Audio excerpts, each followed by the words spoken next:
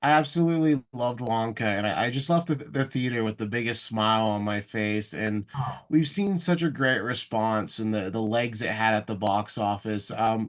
How's it just felt seeing it really get embraced? Because I imagine when you're working with an iconic property, there is a small bit of trepidation there, even if you believe in what you've done.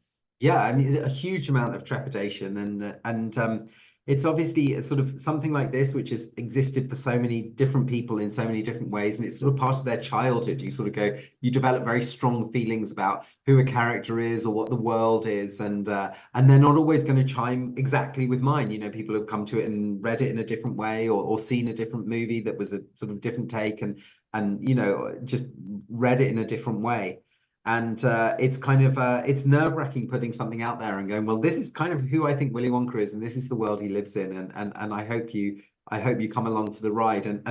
It's been wonderful to see people get on board with it, and audiences around the world sort of embrace that take, and people going back to see it again and again, and it finding a bigger and bigger audience has been a complete dream come true.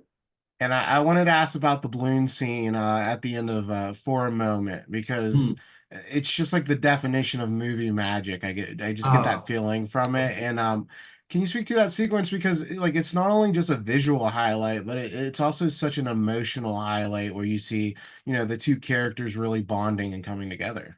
Well, I'm so glad you feel that way. I always get to that bit and sort of go, that's as good as I can do. I'm so proud of that moment in the movie, and it just felt like it was a difficult thing to pull off technically. There's sort of the weightlessness and the flying, and we wanted to do as much in camera as possible, and so everyone's on harnesses, and it's very complicated.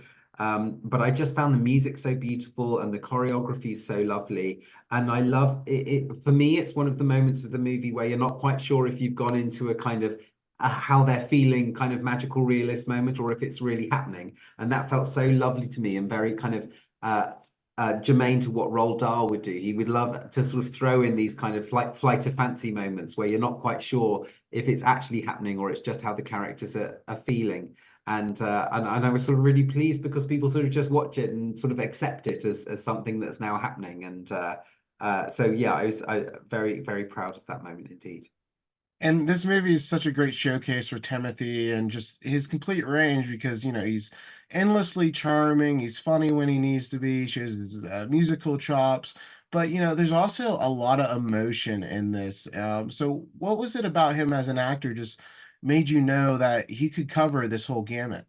Well, I think you put your finger on it exactly. He's got this extraordinary range, and I think I kind of knew I first met him in the year of Call Me by Your Name and Lady Bird, and I knew I wanted to write something for him, and he's so extraordinary. Call Me by Your Name. He's so sort of authentic and true, and it's like one of those performances where you go, it's so good. Did Luca Guadagnino just find this perfect kid and this was the only good thing he could do, but he was that character because you never really know with a very young actor. And then I saw him in Lady Bird and it's completely different and really ridiculous and funny and completely eccentric, and I thought this guy can really do it all. And I think I suppose because Charlie and the Chocolate Factory, I always find a very emotional story, but the emotion's very much grounded with Charlie, and he's this poor sort of suffering, kid who inherits the world, and it's a very beautiful and emotional story. For a movie about Willy Wonka was going to have to be the emotional kind of cornerstone, and that's tricky in an eccentric character.